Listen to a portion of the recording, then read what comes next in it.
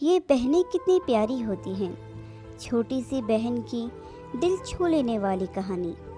छोटी मनु ने गुल्लक से सब सिक्के निकाल लिए और उनको बटोर कर जेब में रख लिया। घर से निकल पड़ी। पास में ही एक केमिस्ट की दुकान थी। उसके जीने वह धीरे धीरे चढ़ गई। वो काउंटर के सामने जाकर खड़ी हो गई और बोलने लगी, पर छोटी सी मनु पर किसी का भी ध्यान नहीं गया और ना ही उसकी आवाज़ किसी को भी सुनाई दे रही थी। सब अपने अपने कामों में व्यस्त थे। दुकान के मालिक का कोई दोस्त बाहर देश से आया हुआ था। वो भी उससे बात करने में व्यस्त था। तभी उसने अपनी जेब से एक सिक्का निकालकर काउंटर पर फेंक दिया। सिक्के की आवाज़ से सबका ध्यान उसकी ओर गया।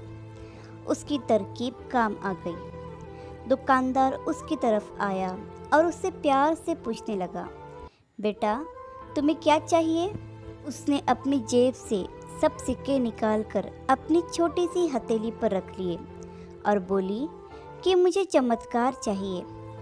दुकानदार पहले तो समझ नहीं पाया, तो उसने फिर से पूछा। वो बच्ची फिर से बोली कि मुझे चमत्कार चाहिए। दुकानदार हैरान होकर बोला, बेटा यहाँ दवाई मिलती है, चमत्कार नहीं मिलता।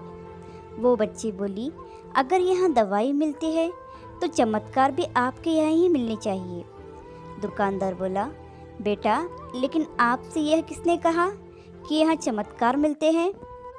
अब उस बच्ची ने विस्तार से बताना शुरू किया। अपनी तोतली ज़ुबान से वह बच्ची बोली, मेरे भैया के सर में ट्यूमर हो गया है।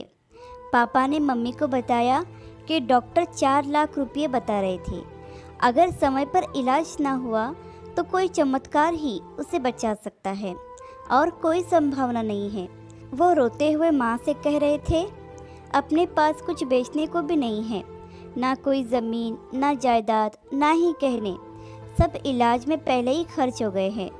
दवा के पैसे बड़ी मुश्किल से जुटा पा रहा हूँ। वो मालिक का दोस्त भी उसके पास आकर बैठ गया और प्यार से पूछने लगा, अच्छा कितने पैसे लाई हो तुम चमत्कार खरीदने को? उसने अपनी मुट्ठी से सब रुपये निकालकर उसके हाथों में रख दिए। जब उसने वो रुपये गिने तो 21 रुपये 50 पैसे थे। वो व्यक्ति हंसने लगा और मनु से बोला, समझो तुमने चमत्कार खरीद लिया, चलो मुझे अपने भाई के पास ले चलो।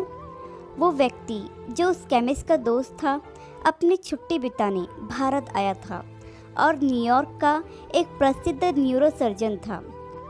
उसने उस बच्चे का इलाज 21 रुपये 50 पैसे में ही किया और वो बच्चा सही भी हो गया। आखिर ऊपर वाले ने मनु को चमत्कार बेच ही दिया। वो बच्ची बड़ी श्रद्धा से उसको खरीदने चली थी। वो उसको मिल ही गया। ईश्वर सबका पालनहार है। उनकी मदद ऐसे ही चमत्कार के रूप में मिलती है। बस आवश्यकता है तो सिर्फ सच्ची श्रद्धा की। आशा करती हूँ कि कहानी आपको पसंद आई होगी। इस पर आपकी क्या राय है हमें कमेंट करके ज़रूर बताइए। कहानी पसंद आई हो तो लाइक और शेयर करना बिल्कुल भी ना भूलिए। चैनल पर नए हो तो चैनल को सब्सक्राइब ज़रूर कीजिए। कहानी सुनने के लिए आपका बहुत बहुत धन्यवाद।